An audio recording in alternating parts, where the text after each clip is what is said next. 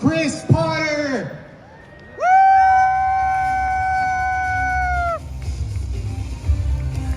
And Cal Dodd.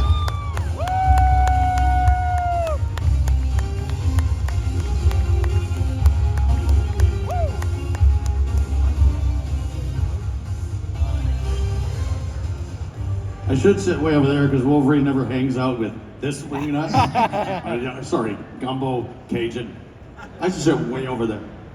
Awesome. Well, how are you guys enjoying Houston so far?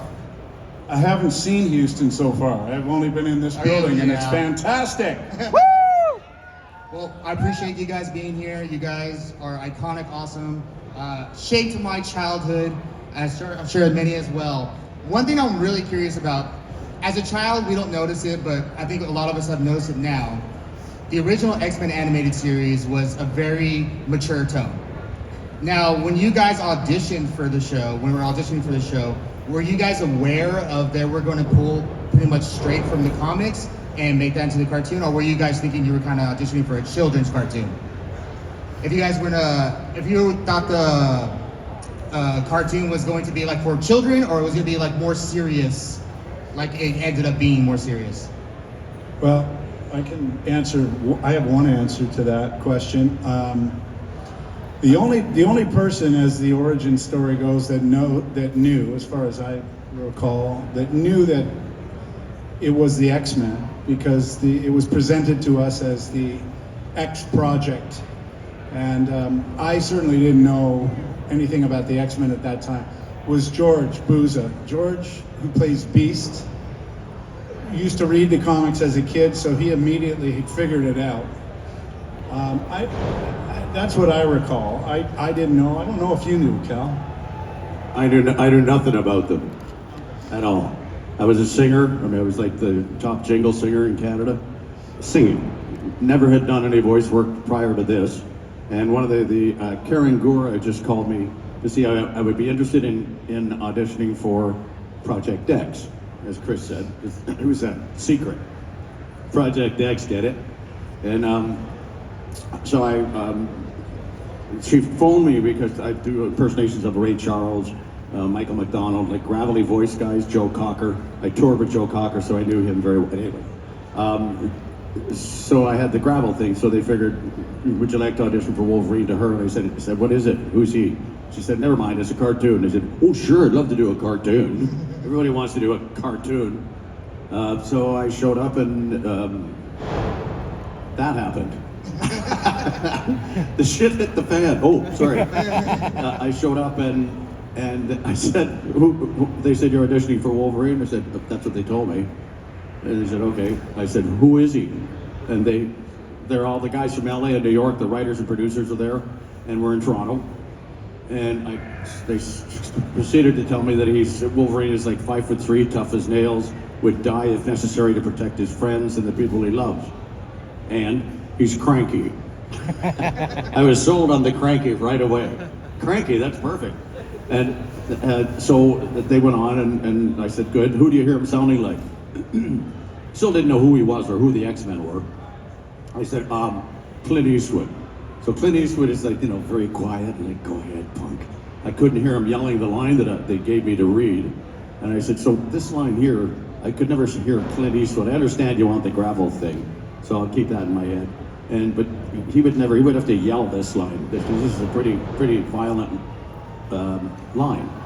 So I said, who am I speaking this line to? And they said, Sabretooth. And seriously, I said, Sabretooth, and I'm Wolverine? Is this an animal cartoon? No, and I was serious. And they laughed. After 2 minutes was up, they said, no, numbnuts. They're mutants. And I said, what the hell's a mutant?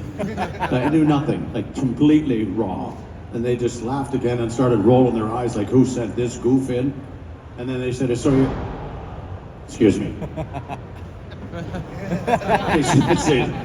You're about to arrest them. They said, are you ready to read? And I said, sure.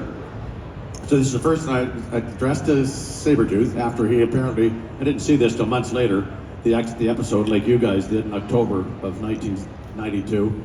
And it was the episode where a poor Jubilee, 12 years of age, goes over and tries to help Sabretooth, who's laid up in a bed in the mansion. And, you know, well, so somebody went by, don't, he's gonna die. And Wolverine said, good. So, anyway, so this is the first line I read. All right, you egg-sucking piece of gutter trash. You always like pushing around people smaller than you. Well, I'm smaller. Try pushing me. And then, and they just went, oh, shit. Give them some more lines, and I read for the next 15 minutes, and I went home. And they phoned me the next day and said, we would love you to be our Wolverine. And I said, I would love to, whoever he is. And that's the way it started. One of the 5 best years of my life, like just hanging out with these guys, voiceover people. 'Cause I didn't know any of them, so which was perfect because Wolverine's on the outside, per usual. Yeah, I don't think any of us are voiceover people. We all came from, like Cal said, he was a well-known singer, accomplished TV actor, variety show host. I was an actor. The others all came out of the acting field, theater, movies, and television. A few people may have done some voice work, but I think that was one of the keys to casting the original series, is that they were looking for people, and I mean this in fairness to all voice actors, they had cast the show already with some known voice actors, and they decided to release them, and they needed to find some other people, and that ended up being us, and we came from other walks of the business. So all of our stories are very similar, that we came to this fresh and new and I be honest, I've never done another cartoon, another animated series, any other voice work except the X-Men. All of my work has been in television series and movies, so the X-Men has been a gift for me, from my perspective, and I wouldn't be here at these fan events if it wasn't for my involvement with the X-Men, and now X-Men 97. So thanks to all of you. I get to meet everybody for finally, after all these years. A round of applause, guys. Thank you so much. Now, Cal kind of talked about how Wolverine, he got his Wolverine voice. There was never a Gambit before you. How did you land? Because I know the comics explain like what Gambit's kind of supposed to sound like. Marvel's always been really good about writing about that. But where did you come with that originally? Well, actually, I made it up as I went. But the fact was, it didn't take long. And that used to be my answer. I used to kind of push it off and say I didn't know what I was doing. But actually, I was quite insecure about doing it like I am with every role I play, except that, and I would say to this very day, I was integral in creating Gambit's character. And the more I think back about it, the more I think we shared similarities in our personalities. I'm not a joiner. I'm always think of myself as an outsider in the business, even with the group. I want to participate. I don't know, the same thing with his character. To me, in modern day terms, people keep asking me about the latest Deadpool movie. What did you think of Gambit? And I thought it was a great interpretation by another actor. Everybody's got their interpretation. My wife has a different opinion. Anytime a Gambit appears in anything with a voice, my wife's like, nope.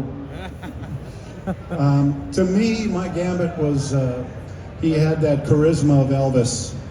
He just had this magnetism, but he had to have. He had to have charm because so that's how I've always played him. And Cal's chuckling because we used to get a kick out of the fact that we didn't actually, I used to ask, in a session after I finished it, I'd look at the director through the glass in the studio and I'd see them talking to each other and I thought, oh, they hate it. They hate what I'm doing. I was very insecure about it. And Norm Spencer, who used to play Cyclops, who we loved and we miss, and Cal's laughing about this now because This is one of the funniest stories that I recall with him. all these guys were real talented at actually doing impersonations too. Cal can do a bunch of impersonations. I couldn't. And Norm was always trying to get bit parts outside of playing Cyclops. If we needed somebody to play a bit part, he'd have his hand up because he wanted the money. And he'd say, I'll do it, I can do it, I can do it, I can do it, in his voice. And so one day when we used to record together in the studio, all of us, for the first season, until we realized that there was mic spill and we had to start to record individually. Well, when we performed as a group, these guys would be in the room, cracking me up. And Norm looked at me one day after I delivered my Gambit stuff, and he said, and this is all it took really to crush my confidence. He looked at me and said, "Is that how you're going to do it?" Those are the good old days. Today we can do the show remotely from any studio in the world, and it's I miss the camaraderie of it. But that's how we do it. When he did that line, I mean, because we were all in the studio at the same time, and he did this first time we ever heard his voice of Gambit, and Norm, it was just hilarious, a very funny sense of humor and stuff.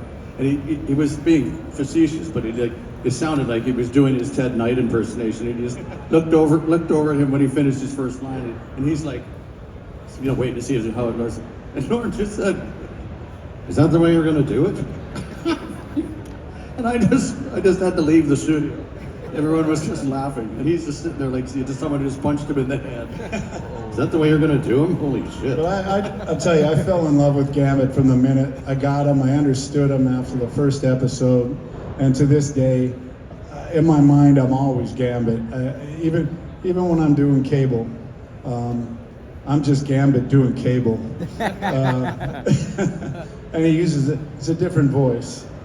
But they were really our halcyon days when we performed that in that first series, and we did a lot of shows. So 20 a year. I've done 77 episodes, I think, as Gambit over the years, or whatever it is. And with the current show, we're doing 10 episodes a year, not 20. So it's taking longer for people to imprint, and find the new voices. So that's what's so wonderful about having the original voices still involved. At least you get to hear them. And I have to agree when you said you're instrumental in the popularity of Gambit and Wolverine, because I was 7 years old when X-Men animated series came out, and it was a big deal. I wanted the toys, I wanted the comics, and I felt that you guys were very, very influential in the popularity of, especially Wolverine getting so big as a character. And Gambit started to get his own solo series. I remember collecting those comic books when there was a lot more focus on Gambit as well. So I want to say thank you, because you guys were instrumental in that as well. Well, Cal's always been our star, and we've hung our hat on him. And he has. And I wonder what that was on my head. All that shit. But as Wolverine, that was the crown, and the rest of us are, we're supporting players. We're all mutants, but it really has been a gift for us, and it was remarkable 3 or 4 years ago to get a call after 25 or 30 years, where a couple of us are dead, unfortunately. That the call was, "We're putting the band back together." And we were, "What?" And so this really has been a gift for us to connect with all of you, because all those years had passed. Not a chance we'd be here if it was only for the original series. So we're very thankful for being involved in the new one. And thank you. When you guys got the X-Men 97 call, how did you feel to see? Because one thing I feel about X-Men 97 is that it is a natural progression of the animated series. The tone is more mature, but it's grown more mature with the audience as well. What was your thoughts when you guys saw the episode scripts for X-Men '97 season 1? Well, my story, let Cal answer that because I've got a very different story. Yeah. What did you think about when you saw X-Men '97, the script, and the progression that it came from back in the '90s to now? Well, initially, I didn't notice any change, except when we saw it. Of course, the animation was ridiculously good, and it looked to me more like a movie as opposed to our series. It just looked like they were shooting it like a movie or an animated movie.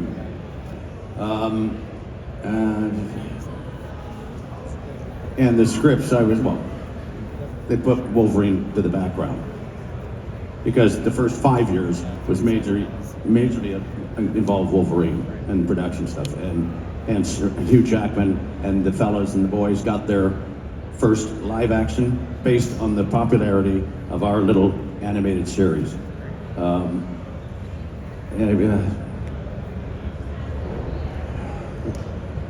What about you, Chris? What did you think about when you came back? Well, I got a call basically saying, we want you to play Cable. And I was like, why? I'm Gambit. They said, well, and I can tell you this now, they said, well, we're killing him. And I said, you're gonna kill Gambit? I've thought to myself, oh, people aren't gonna like that. They said, but we want you to play Cable. And I said, you're killing Gambit? Okay, yeah, I can play Cable. But to be honest, in my mind, the Gambit that I created and played all those years is dead. I did my job, and I'm loving playing Cable. So it's wonderful to be a part of it. But as he said before, sometimes I just feel like I'm Gambit playing Cable. You know, the show, there was a point, because it took so long for the first season to come out, that I personally was getting nervous. And I was in a session, and I said to the director and the former showrunner, who were in the session on Zoom, I said, just be honest with me. Why are there so many delays? Like, we keep delaying it and pushing it. And I said, does it suck? And they went, oh, no, it's just taking us time. And I thought, okay. And then we went to a premiere in Hollywood, and they played for the first 3 episodes back to back for us. Big splashy premiere at the Hollywood, what was the name of the theater? The El Capitan Theater. And 3 episodes back to back. The place exploded at the end of the 3 episodes. People stood up, standing ovation. I was like, okay, we got a hit. This thing's great. And that was a turning point. And there were many points when the people went and we did too. We were seeing it for the first time as well. And when I saw the scene with Wolverine and Gambit on top of Wolverine, lighting up his claws, because Gambit had 2 things to say to Gumbo. See, I'm going to Gambit. Ever, because he just treated Gambit like he's in the way, out of the way. And as we say, out of the way, Gumbo, or back off, Cajun. And then people went nuts when they saw that in the theater, with like riding it, Wolverine's running with Gambit on his back. I have a right with that picture. Yeah, it was a good thing there was a new guy playing Gambit, because I would never get on Cal's back. It's one of those. I was like, that's not my Gambit. I have to say, you guys are kind of talking about some moments. For X-Men '97, one Wolverine moment that I loved was when, well, we found out later it's Madeline Pryor, but when Jean Grey goes into, starts to have the baby, and he's like, is Apocalypse here? No, and because he's here, and where is he? Apocalypse here? And she goes, no, you numbskull. You didn't say that, but it's just like, no, the baby. And he just has typical Wolverine reaction. Oh, crap. And that's his big line. I love that scene. I also love the scene with Cable sitting at the diner with Cyclops and Jean Grey. It was one of the most emotional scenes in the series. What did you think about that scene as well? Well, I think there's a lot more to come, and there's a comparison there between Gambit's background as a character and Cable. Cable grew up without parents as well, and that's as tough and mean, as capable a soldier as he is. There's an emotional part of him that's missing that he won't address because he's behind the curtain. But it keeps popping up in these episodes, and they keep addressing it. The weirdest one for me was the line where Cable comes in and says, "Everybody out, they're coming." And the weird part for me was that I'm warning the X-Men that, in a way, that Gambit's gonna die. So I was the guy that had to warn about myself dying. It's messed up. I didn't think about that until now. Well, that's the way that producer worked. There are a lot of Easter eggs and all of that stuff, and history and foreshadowing, and it's brilliant. And I think you can watch that new series over and over again and keep picking stuff up if you're a real fan. I'm not even capable of picking all that up. I can't get that deep into it, but I know it's there. That's amazing. And just so that you know, because when people come up and they say, "So when is season 2 coming up?" Well, we were in the same thing. We were in San Diego. We were in Hollywood, or was it San Diego? No, it was Disney 23 or whatever it is. And so we had a meeting with Disney and with Marvel. 2 separate parties were going on. So of course we went to both of them. And I wasn't invited. Wasn't invited. That's enough, Gumbo. I went right to the directors and said, "What's this stuff?" Because the fans were saying it around our table. We were signing. He said, "What's this rumor? Is it true?" We said, "What rumor?" And they told us. And I went up to the director and said, Jake, and said, "So what's this thing about the show not coming out until 2026, season 2? Because we're finished at that point." And he said, "Well, it's like a cake. You don't want a runny cake, do you?" I said, "No, I don't even eat cake." And no, we don't. Well, we got to wait till it's ready. Well, because they've had a lot of problems. The head writer was fired, and all that stuff, and everything kind of went upside down for quite a while. And whether there's trouble with it, oh my God! Oh, see, there's those people. I thought that was an actual fight. Well, I think what Cal's saying is definitely going to be worth the wait. It's just that we all wish it would come quicker, Right. But it seems to be a longer process than the original series, as I said, where we pound out 20 episodes a season for 5 years straight. Whatever, it was just a quicker process, and I just thought you guys would be really disappointed, like I was. Come on, I could be dead by 2026. Anyway. No. But the fans, and they all say to a person, you guys, to say, "We'll wait," and that's what Disney said. They'll wait. I said, yeah, I wouldn't wait, Bob. Well, we're getting ready to wrap up here, but I have to ask you one last question because I know you got those Disney NDAs, right? But if you could describe season 2 with one word, if you could describe season 2 coming up with one word, what one word would you use to describe season 2? stay tuned. Do it. I can't. I don't know if I'm alive in season 2. Okay, and he had that's to do another that. story. So I'll tell it you guys too. Anyway, so I'm in the studio starting season 2, and I do this whenever I'm starting. I think because it's been a while after season 1 was, and we're in starting season 2, and I put my claws on in the studio. And I said, "Take a picture, film this, or take a picture." And so he did, and I said, "So happy to be back for season 2 of X-Men '97." I put it up after 5 minutes. The phone rang, my emails, everything went berserk from Disney. "Take that down. What are you doing?" I said, "What are you talking about?" I said, "It was a cliffhanger. The end of season 1's a cliffhanger." they don't know if you lived or died. I said, they do now, pal. But I took it down immediately, but it had been out there for like 5 minutes, and it did its damage. So yeah, season 2, It's so hard to play by all the rules these days, isn't it? I never play by the rules. Let's just Wolverine have some loves rules because he fun. loves to break them. Thanks for being our fans. We'll keep making we love it you for guys. you. We love you. We're honored to be involved in it still. This brings us out here to meet I'd everybody. like to thank both of you for being here today. Thank you so much. And I'd like to thank both of you for making my childhood wonderful and for bringing it back as well. Give them a round of applause. Everyone, thank you. Thank you. Chris Love you Potter, guys. Cal Dodd, they'll be here. They're actually back there. Come see them. They'll sign autographs, take pictures. Thank you, everyone.